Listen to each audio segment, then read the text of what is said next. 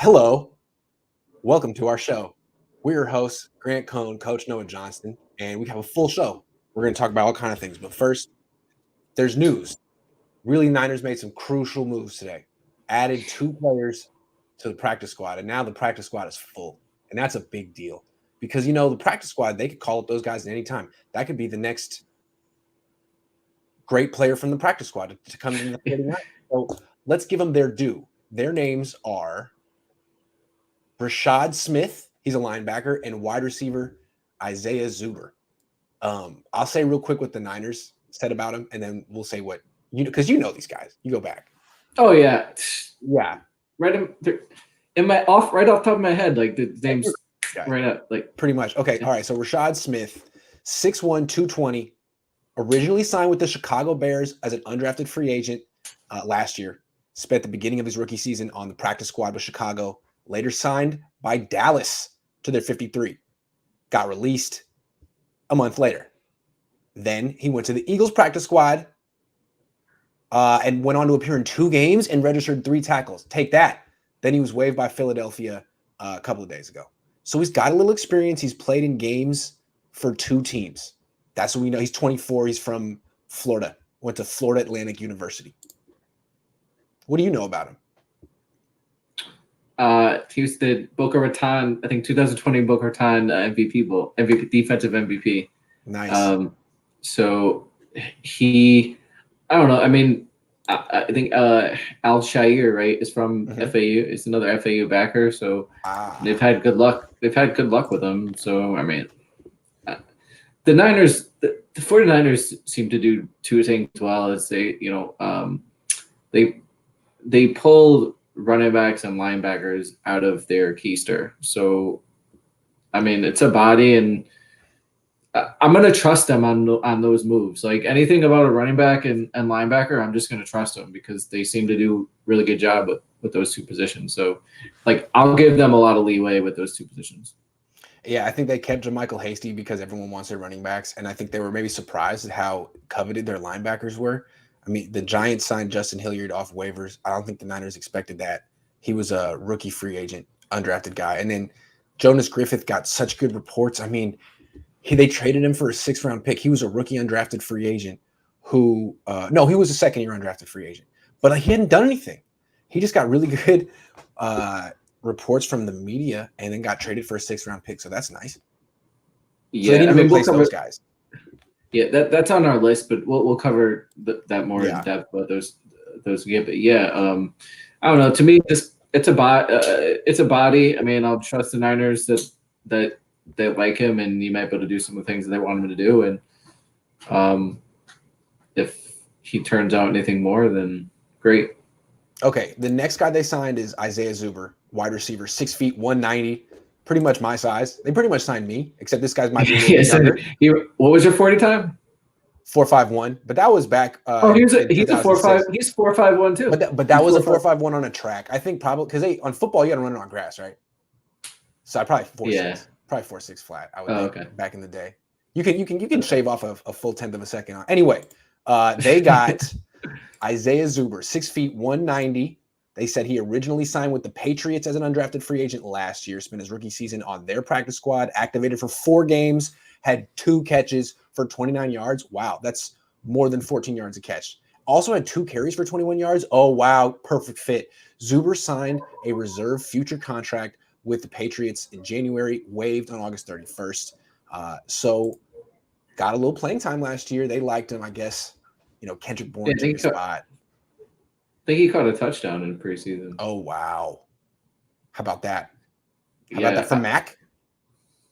From the Mac track? I'm not sure. Yeah, don't give him any credit because Mac threw it, right? Yeah. Another body. I mean, it's No, I want you to say that he's the next great wide receiver. No, he's gonna be Jerry. He's gonna be Jerry Rice too. He's gonna be Jerry Rice number 2. What I've noticed about Kyle Shanahan is he seems to like to get players from the Patriots because that they can take hard coaching.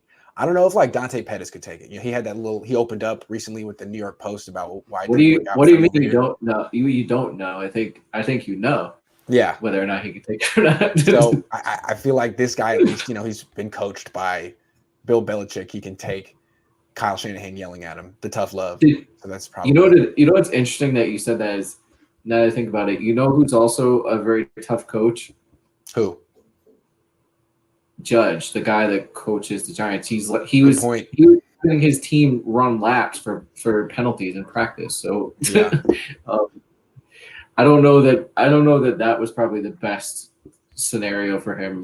He probably should have tried. He needs to try to go to Seattle or something. I don't know.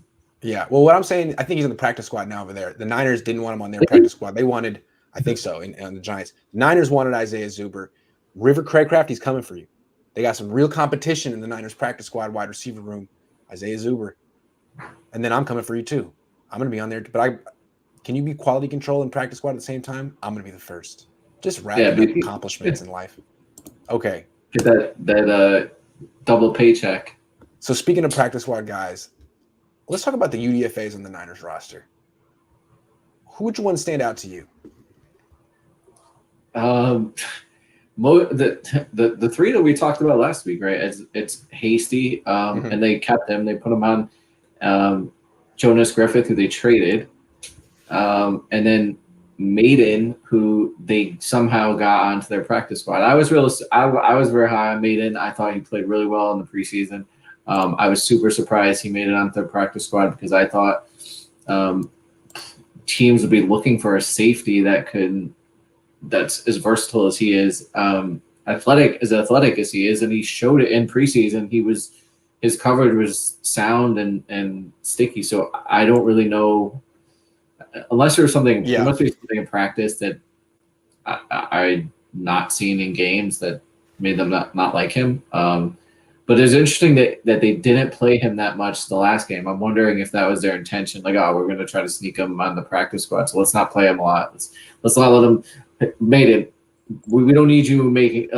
We don't need you picking another ball off, so teams can be like, "Whoa, who is this guy?" And I thought for sure that Hasty was going to end up getting waived. That was the guy, not because he should, but because that's normal. That seems to be kind of what they do. And I liked Griffith a lot. And they got something for him. He's a UDFA, and they got a fifth for him. So we're fifth or sixth. I guess. All right, I want to take this a different direction. What's interesting to me about the undrafted free agents is you often see like a breakdown of where players come from, like round by round in the NFL. There's mostly first-round picks, and then there's more first-round picks and second-round picks, more second-round picks than third-round picks. But the biggest group is the undrafted free agents. Always. There's usually more undrafted free agents in the league than first-round picks. And I just wanted to go through the Niners roster real quick and shout out all the former undrafted free agents who've made it this far. I think it'd be kind of cool. So we got Trent Sherfield. Yep. Trent Sherfield. You got Daniel Brunskill. Al-Shaair is one. Al-Shaair, Ross Dwelly. Yeah, Dwelly. Hasty. Kevin Givens. Yep. Flanagan Foles. But the corner. Emmanuel Mosley. Mosley. So I don't know how many you said, like 7 or 8. It's a good chunk of the team. It's an important part of the team. The way that I look Mostert. at Mostert, yeah. But I think to me when I was looking at this, because I looked a couple of weeks ago, is who did the Niners develop that were the UDFA? So it was Givens, Al-Shaair, Emmanuel Mosley. I mean, Mostert was on other squads, but I mean, I guess you could say he was developed. Yeah, he didn't really do anything other until the Niners, but his original UDFA signing wasn't the 49ers. Yeah. Was Jusek a UDFA? He was a draft pick. He was a draft pick. Yeah. Anyway, it's a big part of the team. It's part of the reason the Niners are good. It's a big part of their depth. These guys, they're good at it. I mean, I think they're better at signing and developing undrafted free agents than drafting in the first round. I mean, they've hit sometimes in the first round, but they've missed. Yeah, it's some of the reason why I wasn't necessarily high I like Sermon, but I don't know that was. Right. I don't know that was an appropriate pick there because get a corner, get a receiver. If you have an asset like Bobby Turner and your linebacker coach, and these are things you do well, why would you use that to your advantage? Keep pulling these guys as UDFAs and late round picks. And use the third round pick on something more important or a position that you don't really do well in, and just go volume. I think, to me, I think that they should keep unless the roster is stacked, you literally have every position covered, and then Trey Sermon is there. All right, draft Trey Sermon, but same deal for linebackers. Let's talk about this wobble. Talked about it all week. It's funny. Ever since people have been pointing it out with Trey Lance, now I see it with Jimmy. Jimmy's pass has a wobble. Didn't used to when he first got here, but there's a definite wobble. It's just that Trey's pass travels twice as fast. So what are you seeing with Trey's wobble? So I think, well, first of all, I want to talk about why it's affecting receivers and why they can't catch it. And I meant to bring up football on, but I forgot. So I'll try to illustrate with a pen. So normally when you catch a football, right, you're catching you're catching the point, right? So here, and the point travels here, and when it's wobbling, the point it's moving like this, okay? And so when it's doing that with heavy velocity, okay, and it hits your hand, I mean the way physics works is when it hits your hand here, the force is gonna hit here and then bounce the ball back here. So if it's not traveling in an appropriate spin and it's wobbling, it becomes a more dynamic ball, and it becomes very tough for a receiver to catch to catch it. And then prior to that, which Kyle even has talked about before, about, people talk about hands themselves, but the first part of catching the football, maybe the most important part, is the hand-eye coordination. So you have to track the ball in order to catch it. So receivers are tracking that tip, and if it's moving, if it's rotating, it's tougher to track and to see where it's going to go. And then when you have all that velocity on it, it just makes it super tough to actually catch. And that's why people say, oh, well, Peyton Manning threw wobbly balls. So yeah, he threw wobbly balls late in his career when he didn't have the arm strength, and it was a lot easier to catch.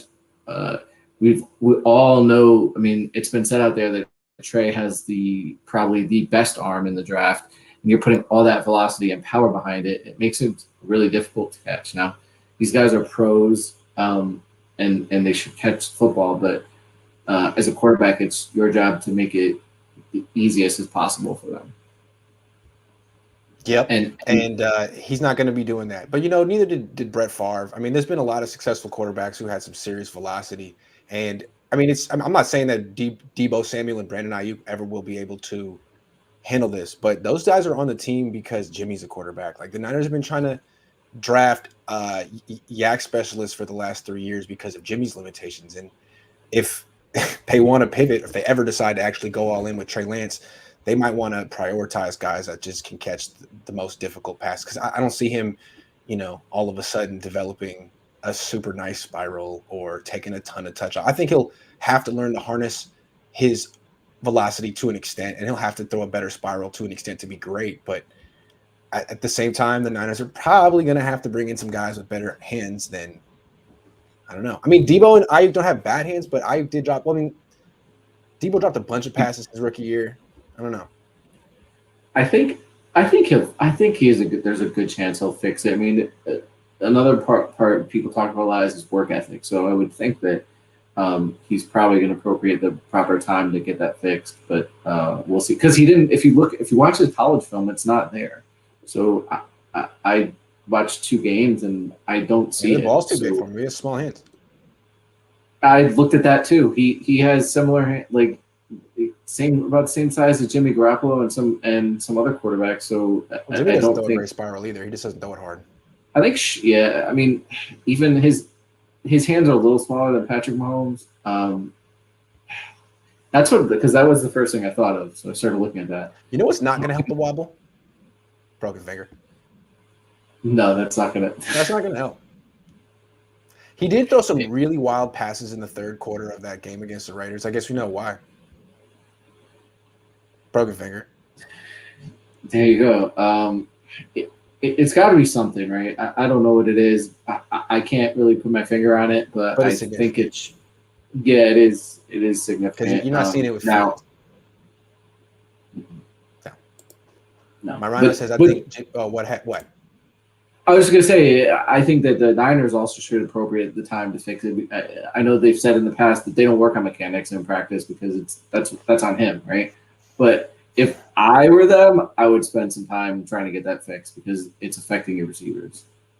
I mean, they just don't have like any quarterback specialists on the team. Rich Scangarello never played the position. Kyle Shanahan never played the position. I think like Scangarello and Shanahan are more like scheme coaches. They're more interested in X's and O's. I think they have more experience like calling plays and drawing up playbooks than, working with quarterbacks. So not really sure. 'Cause I think it's a little discouraging that you didn't see Trey make strides with the short passes. I mean, I was kind of expecting him to stop doing that, and he didn't. And that's like I said, he's the most gifted quarterback I've ever seen. That doesn't mean he's even going to be good. Because in football, right. I think what people don't realize is coaching always matters. And the fact that Patrick Mahomes is great, well, he also has a great coach. Joe Montana also had a great coach. I mean, if Joe Montana had gone to the Bears, he might have been wasted. He might have sucked. Who knows? It's why the coaches get paid so much. It's why, exactly. If you look at these college coaches, they're the highest paid state employee, right? Yeah, that's right. They matter. They do matter. My Rhino says, I think Jimmy is traded by the deadline. Some team, Houston, will need him. Plus, I need him gone as the women of my life constantly sigh when they see him. I don't know, man. Thanks, Rhino. What would take for them they'd have to really feel confident in Trey Lance, and they haven't really expressed any of that. They haven't really expressed confidence like that. They would need a couple things happen. They would need to have some confidence in Trey Lance, and then they would need something else to happen at another team. Yeah. And then on top of that, they would need Jimmy to really, really play well. Like to where oh wow, we gotta get we gotta go get Jimmy Garoppolo because he's gonna be lights out. True. I don't really see any of that happening, honestly. No. All right, let's switch it up. Jalen Hurd on the team. This kills me. Okay, so he hurt all offseason, magically gets his stuff together for the last week, makes the team. Doesn't practice Wednesday or Thursday as soon as he makes the team. So classic Jalen Hurd. How much do you expect him to play this season? Very little, if at all. I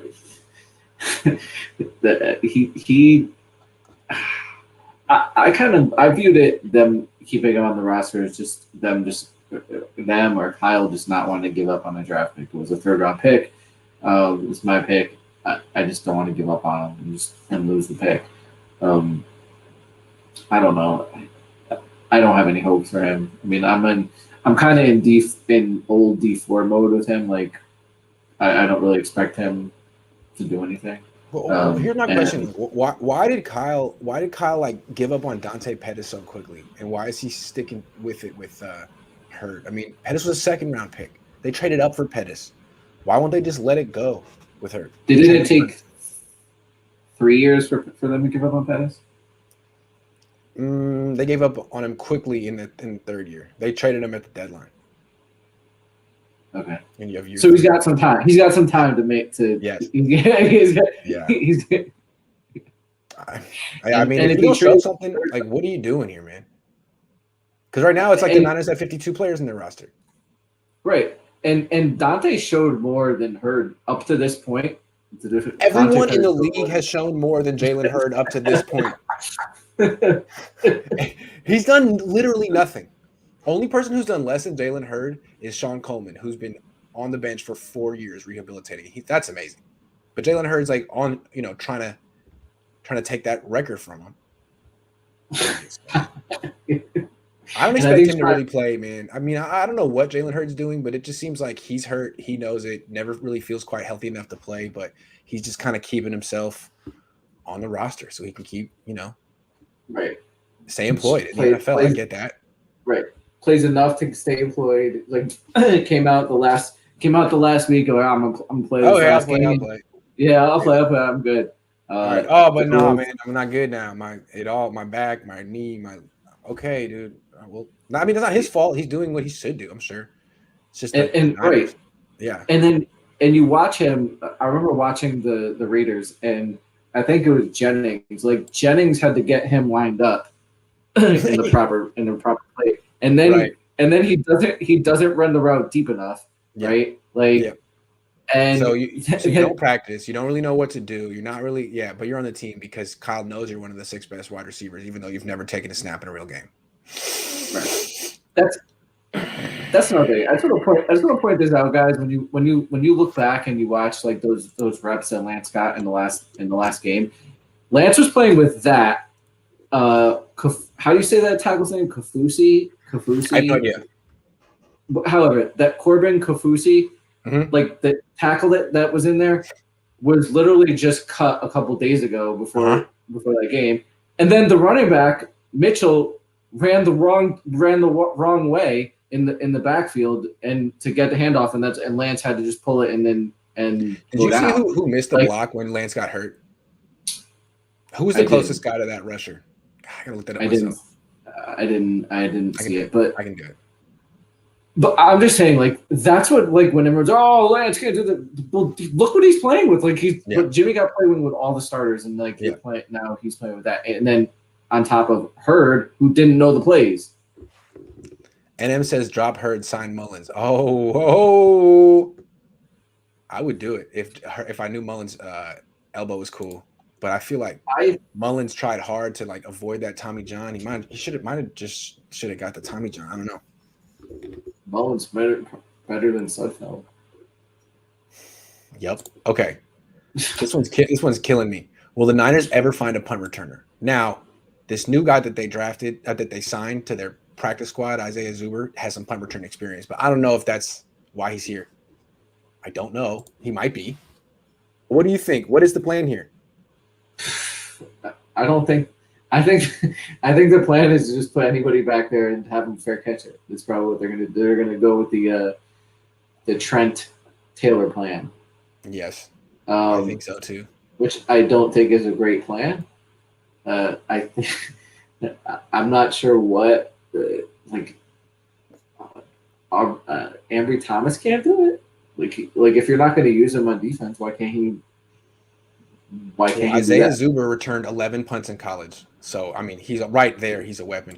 Why won't they let Brandon Ayuk do it, man? I mean, he's hurt. There's that. But I feel like maybe not every time, but if it actually matters. Like, say in a situation where the offense is backed up and they're punting from their own end zone and you feel like you could get a good return. Wouldn't you want Ayuk to have that one? I'm just saying. Yeah. Here and there. I think you want to fair catch that. You wouldn't. You wouldn't. It's an important phase of the game. Like I get it. You don't want a guy back there that's going to drop the ball either. But why do you want a fair catch every time? I was talking with Josh Dubow out here who writes for AP, and he was bringing up a really interesting point. Let me run it by you. He was saying like that all special teams is overrated, and teams should use way less special teams. Saying like, look, the negatives that could happen on a punt return are way outweigh the potential of getting those 20 yards or that touchdown, because what could happen? The fumble's catastrophic. That loses the game for you potentially, and the holding penalty often offsets the game. So you're really not getting much. You're better off just fair catching every single time, not getting any holding penalties or fumbles, and you're better off pretty much going for it on fourth down most of the time, not kicking field goals as much, just not using special teams as much. What do you think? Yeah, I was just gonna say that sounds like one of those crazy, like, oh, you got to go for it fourth down every time, and not every time, just more. Right? It'll the numbers will play out.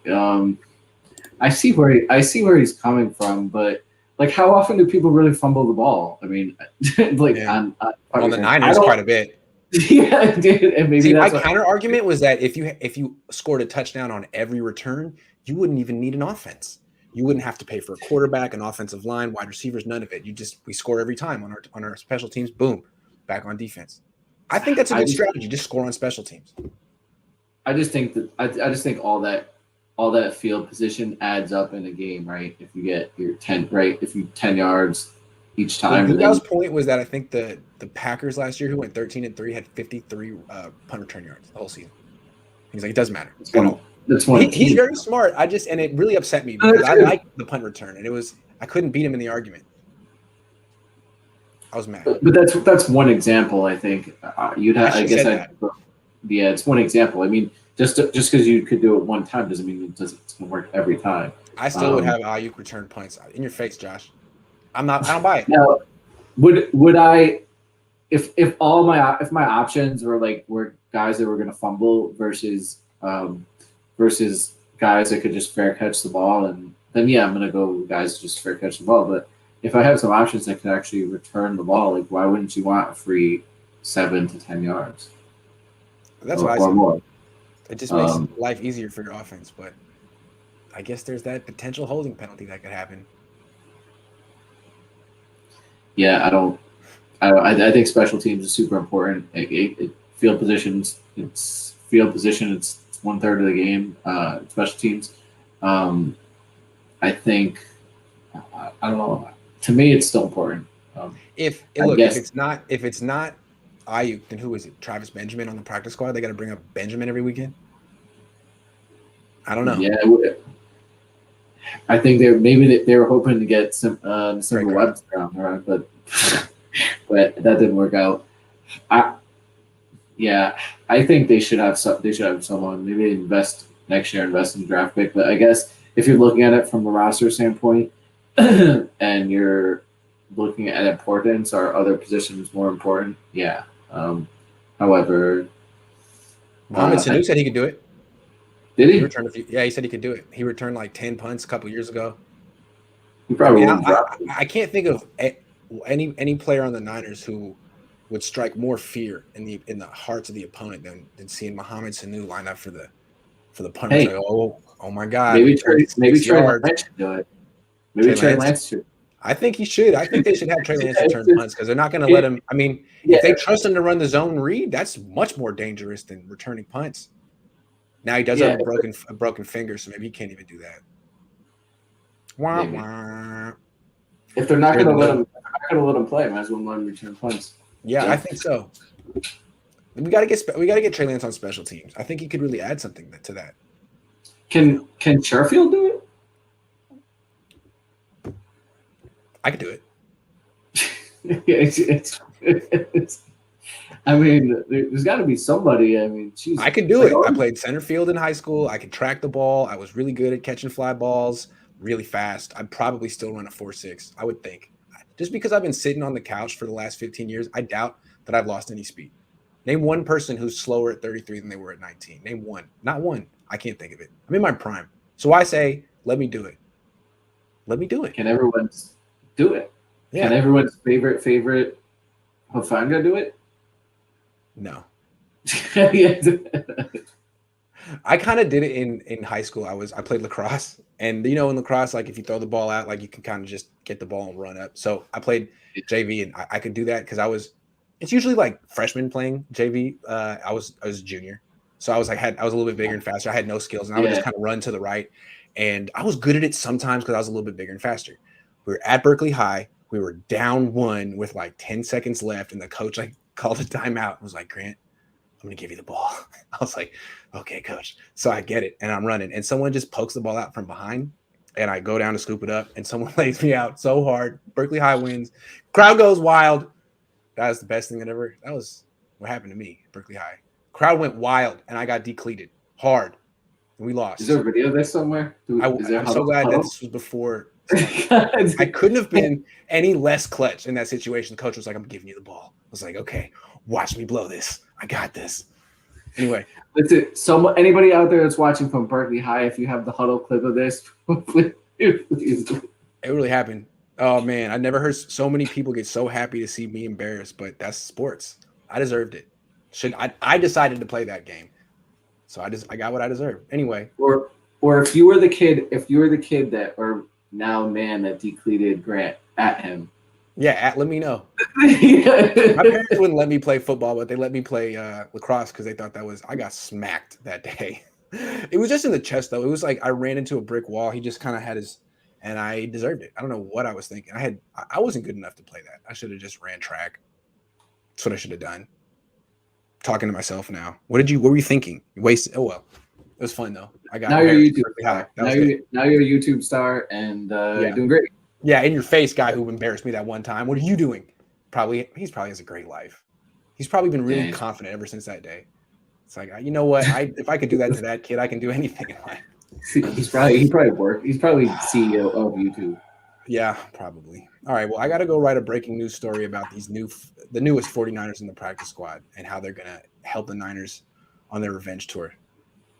Their quest for 6. Revenge tour 2.0. No more Mr. Nice Guy. No more messing around is what they call it. No more. Yeah. You think the Chiefs are out there? They're about talking about revenge. Yeah, they are. Yeah, they're like, you know what? We're gonna show them. That's the slogan of the Chiefs 2021 season. We're gonna show them. That's pretty intimidating. Don't think that we're just that kind of stuff. We only lost last year because of holding penalties. That's true. All right, everyone. Thanks for watching today. I'll be back tomorrow morning with the Cohn phone. I'm gonna do something like the Cohn phone. Listen, people love the Cohn phone, man. Yeah, if you don't have the Cohn phone, I'll be back with the Cohn phone tomorrow. I want to do a Discord discussion on YouTube, but I don't think it'll be tomorrow. I'll find a time for it. But anyway, thank you guys very much. See you around. Thanks, everyone. Have a good weekend.